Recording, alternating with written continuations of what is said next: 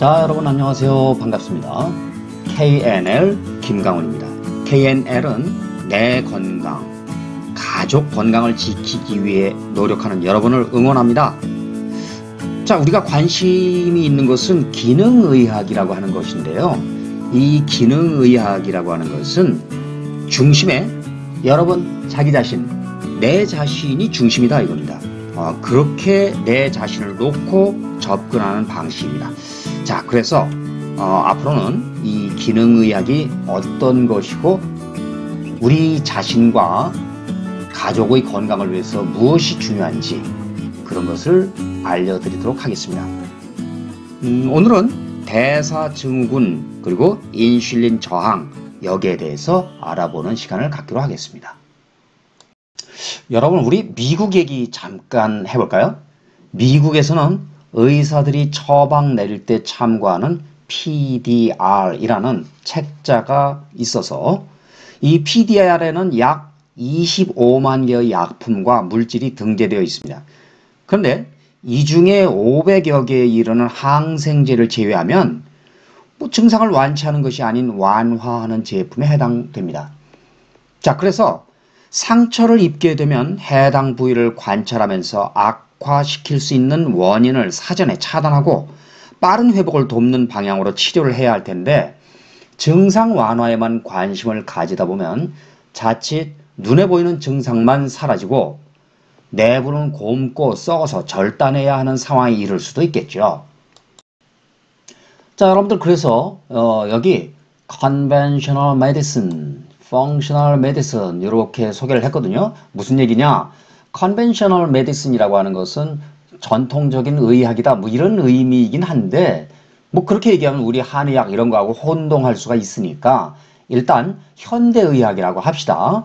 functional medicine 요것은 지금 기능의학을 얘기합니다. 자, 우선 이 전통적인 의학, 현대의학은 어디에 관심이 있냐면은 질병 자체를 지향합니다. 그런데 이 기능의학에서는 건강이 어떤지 여기에 관심이 있어요. 현대의학에서는 의사 중심입니다. 그런데 우리 기능의학에서는 환자 중심이라는 점이고요.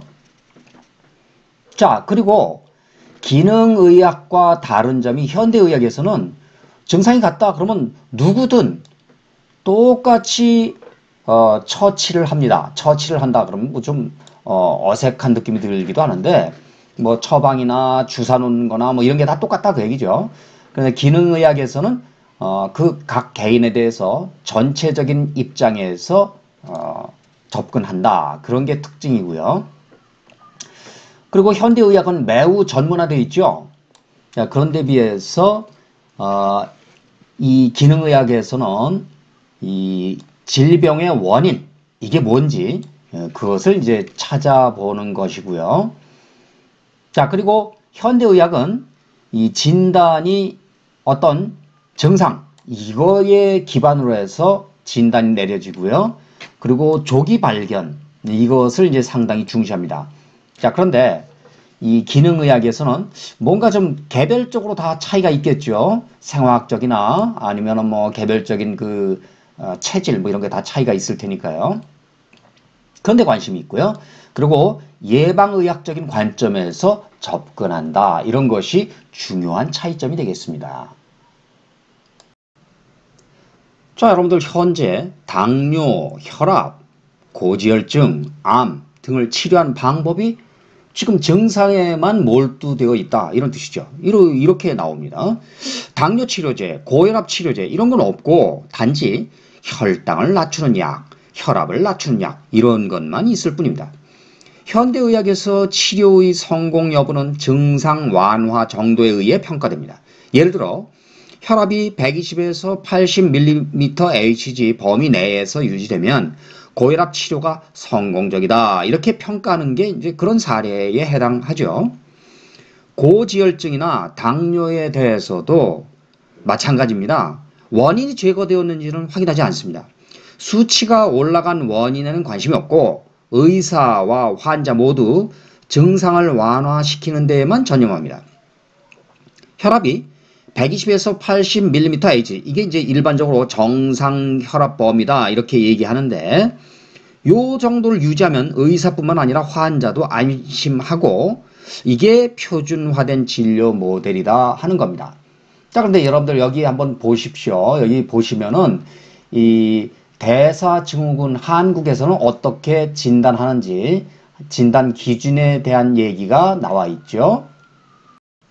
자, 여러분 만일 당뇨, 고혈압 이런 거 치료를 받고 있는데 그 담당 의사가 당뇨나 고혈압은 완치가 불가능한 질환이다 이렇게 말한다면 빨리 의사 다른 사람한테 바꾸는 게 좋겠습니다.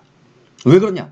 당뇨나 고혈압은 평생 약을 먹으며 관리해야 하는 질환이다 이런 말을 사실 어렵지 않게 듣기도 하는데요. 뭐 언뜻 들으면 굉장히 겸손한 것 같고 뭐 좋아 보이는데 이거 과연 누구 좋으라고 하는 말이죠?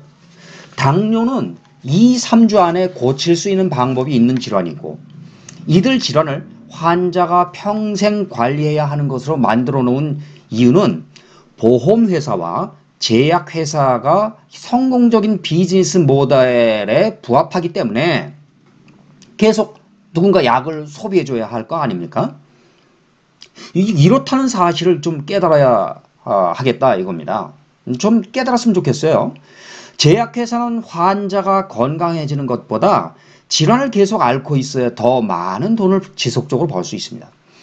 의사들은 그냥 배운 대로 행하는 것뿐이고 지금 의료 시스템에서 의사들의 소득이라고 하는 게 제약회사나 보험회사가 벌어들이는 막대한 이익에 부스러기 주워 먹는 수준에 불과하다 이렇게 보겠습니다.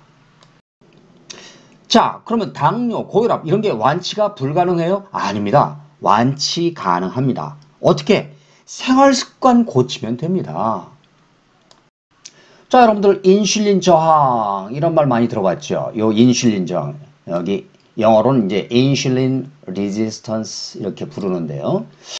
그러면 여기 레서지 하는 게 이게 이제 무기력하다 그런 얘기니까 혈당이 낮으면 에너지가 제대로 형성이 안 되니까 무기력하겠죠.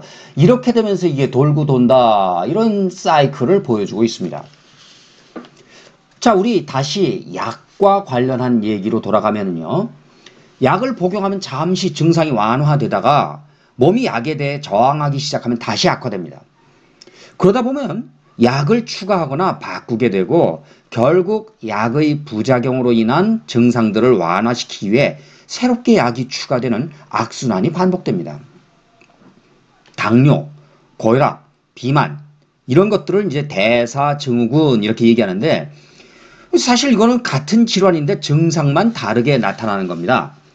원인은 인슐린 저항, 과정은 심장마비, 심혈관 질환, 심부전, 신부전, 안압 상승 등등등. 결론은 뭐예요? 사망으로 마무리됩니다. 간은 필요하다면 단백질과 지방을 포도당으로 전환하기도 합니다.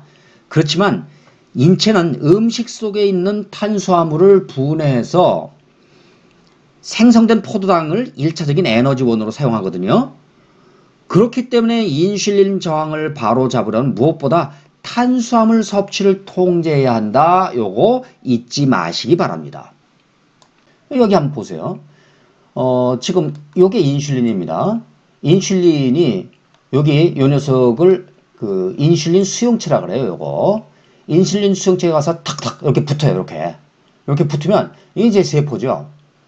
그러면 원래는 이 포도당, 글루코스가 포도당입니다.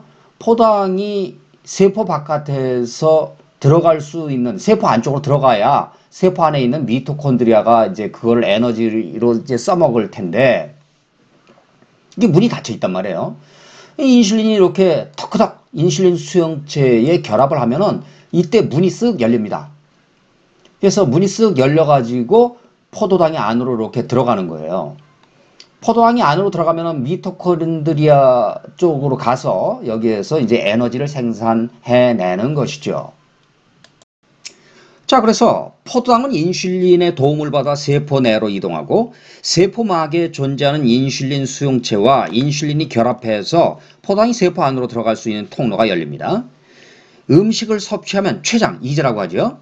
여기에서 인슐린이 분비되고 세포 안으로 포도당을 넣어준 후 제자리로 돌아가는데 음식을 너무 자주 먹게 되면 인슐린 분비량이 치솟게 되고 떠도는 인슐린 분자들이 수용체에 결합하려고 치열한 경쟁이 시작됩니다. 배고플 때 먹는 것이 아닌 때가 되어 먹는 식사, 이런 거 피하라는 거죠. 그리고 그 전후에 먹는 에피타이저, 그리고 디저트, 식간에 먹은 간식, 이런 걸로 인해서 인슐린은 되돌아갈 틈 없이 바빠지게 되는 거죠. 진정한 공복 시간, 배를 비워두지 않는다는 얘기입니다. 그래서 인류의 유전자가 적응하기에는 너무나도 짧은 시간에 줄인 배를 움켜쥐고 사냥과 채집을 하던 원시 시대에서 칼로리 과잉의 시대에 이르게 된 것이죠. 대사를 위해서 필수적인 비타민과 미네랄은 전혀 없고 칼로리만 높은 식품을 섭취해서 칼로리 과잉, 영양 결핍, 이런 걸 겪고 있는 겁니다. 인슐린에 의해 세포로 들어가야 하는데 그러지 못해서 혈관을 떠도는 당은 지방세포에 축적되고 지방세포마저 포화 상태에 이르게 되면 남아도는 당은 소변으로 배출되는데 이것이 당뇨인 겁니다. 비만과 당뇨의 원인은 같습니다. 남아도는 인슐린은 난소를 공격하고 면역력도 떨어뜨리고 세포 내에는 당이 부족해 에너지를 생산하지 못하기 때문에 당뇨 환자는 항상 기운이 없습니다. 반면 혈중에 남아도는 당은 교감신경을 자극해서 혈압을 올립니다.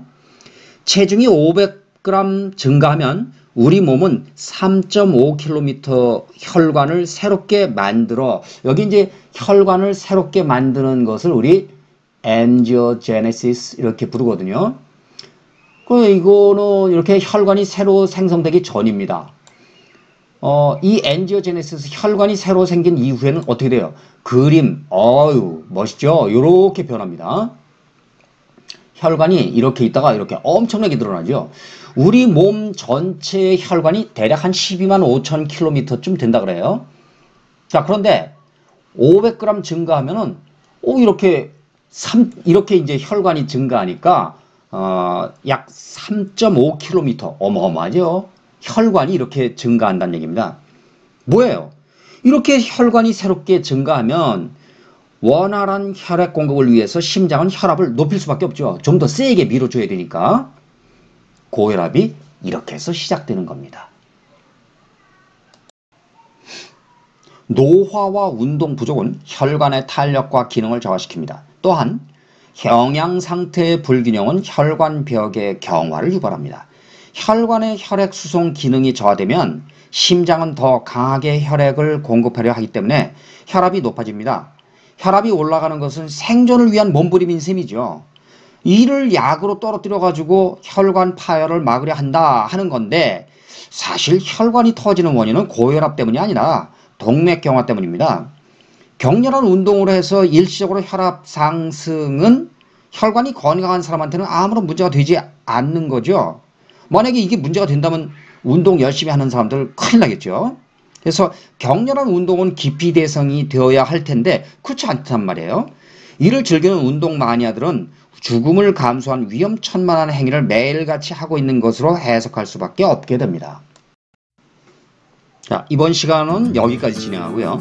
다음 시간에는 고혈압과 혈압약에 대하여 알아보기로 합니다. 자기 자신과 가족 건강을 지키기 위해 힘쓰는 여러분, 다음 시간을 기약해요. 안녕.